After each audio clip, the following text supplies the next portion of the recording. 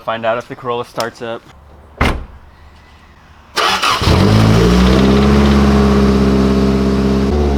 No hesitation.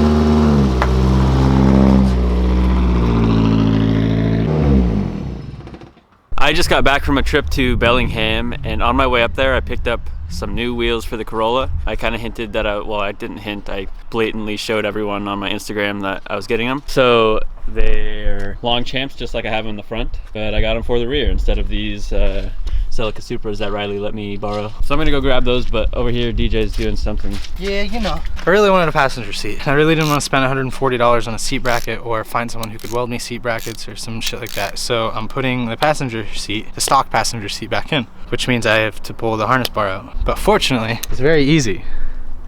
So I've just got to undo the harnesses from the driver's seat right now, just 2 bolts, and then start working on putting my new seat belts in that I got on eBay. We should be able to just throw my passenger seat in, and I'll have a passenger seat and seat belts and stuff. It should be ready for the track and some ride-alongs. Well, not ready, but very close. Oh, the exhaust. Oil change, and I got to cut that shit off the exhaust. Oh, so pretty much it's ready. Pretty much, yeah. DJ hasn't seen these yet. No, I have not. They're fucking amazing. Apparently they've never been mounted. I didn't know like how long they've been making Longchamps. Oh yeah, they still make them now. So they do still make them. So I guess they're just brand new. They still had like the little ring around the lip and shit. Oh. Fuck yeah. Fucking sick. They are 14 by 8, -13 offset. Shout out to Austin for hooking me up with these. Got them on the Japan auctions for me. So beautiful. They're so shiny. Saddle next to, yeah.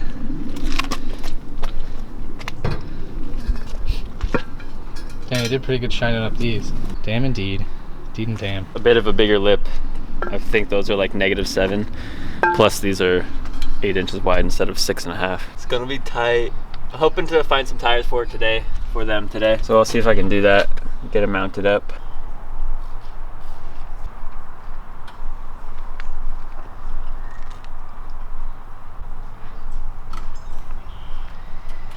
Probably the most anticipated mod to this car. A new shift knob.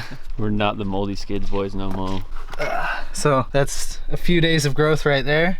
Our little petri dish of a car. Yeah, the side here was covered in mold, but I pulled this up and drove with it, so it rubbed it all off. I'm gonna wrap it in duct tape so I don't have to touch it. And then apparently you just pull it straight up. Apparently, I don't know. I didn't know that. I thought it was like you had to like undo this shit and like unscrew something. I don't know. But I watched something online and you just pull it off, I guess. Oh, fuck. Oh, Jesus.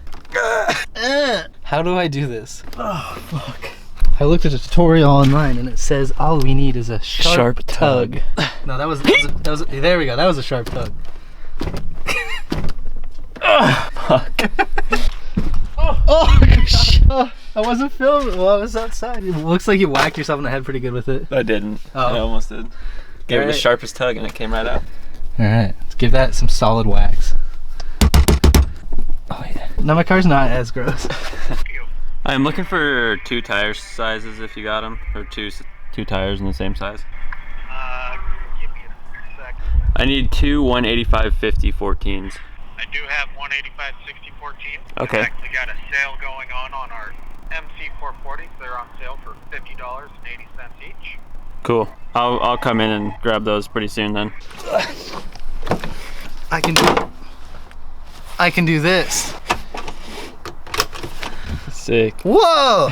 And your passenger's about to be able to do that too. Yeah, I actually was wondering because the buckle, I tied it into the same thing that I tied this thing onto, like where the seat bolts to the seat bracket. And I was thinking, well shit, I have a stock seat on the other side and it still has the stock seat belt like buckle. How am I gonna find a place to adhere this and get rid of that stock seat belt buckle?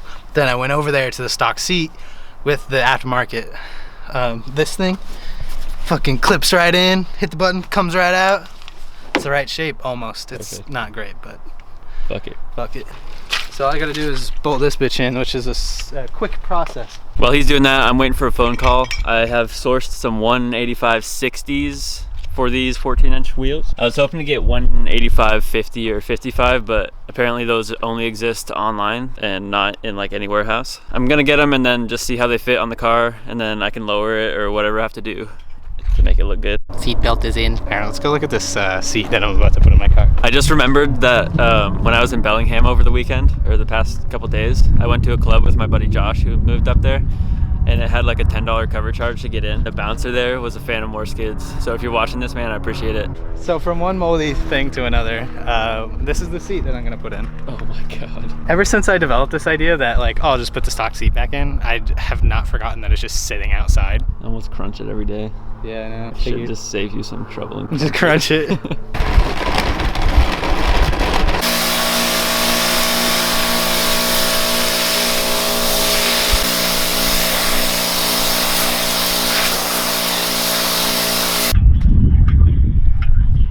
I'd be on hold. I've been waiting like 20 minutes for a call back and they never called me back. So I called them and I've been on hold for like 5 minutes. While Quentin's on hold, I am going to utilize these boys to get my, what's it called?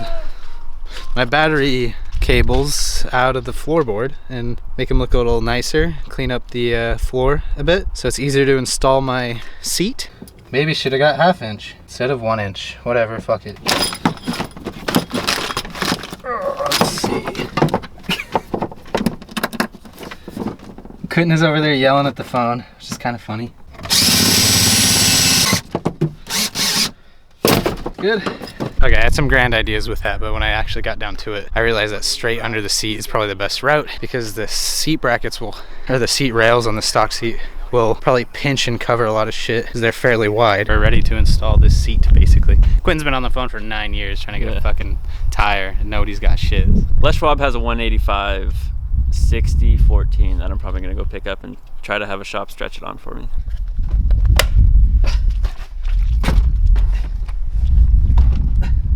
While DJ's doing that, I'm gonna go get these tires and try to get them stretched onto the Longchamps so that hopefully I can put them on today before it gets dark out. So I'm going to pick up some 185 60/14s. Hopefully my buddy that works at a tire shop pretty local to me can stretch those on. And DJ's over there working on his moldy ass E36. All right, surprisingly the boys at Les Schwab came through and stretched these bad boys on. It's really not that bad of a stretch. So it's not that surprising that they did it, but usually they just will not handle any sort of stretching. So gonna run home real quick and get them on. All right, back home. DJ had to go to work, so he's not here anymore, but I'm gonna jack up the rear end of the 86 and get these new Longchamps on.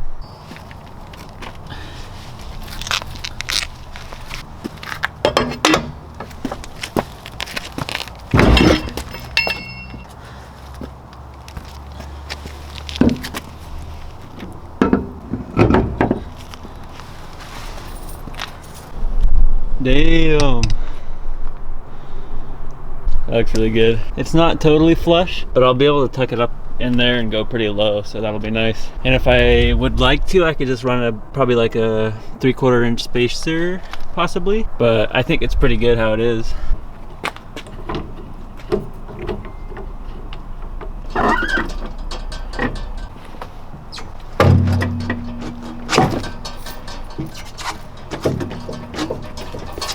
Damn, I really cannot believe how much that changed the look of the car. It looks so good. All right, I'm gonna start it up and drive it over to the little roundabout over here so I can get a better shot of it.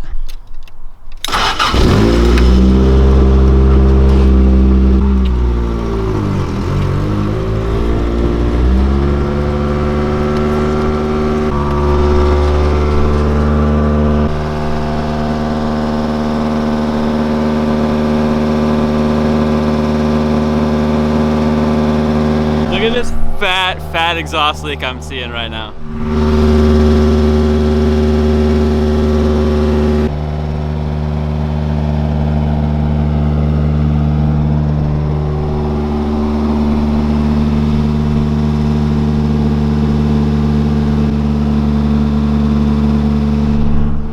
So I'm super happy with how it came out. Now I just need to go lower.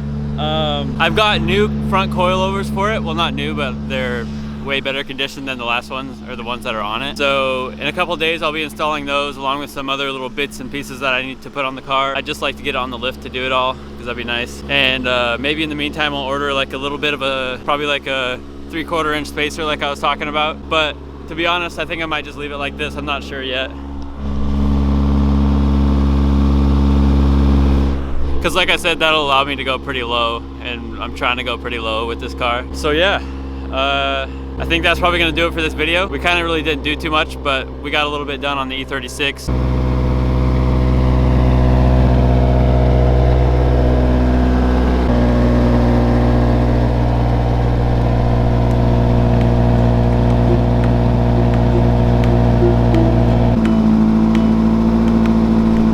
So thank you guys for watching, and we'll see you in the next video.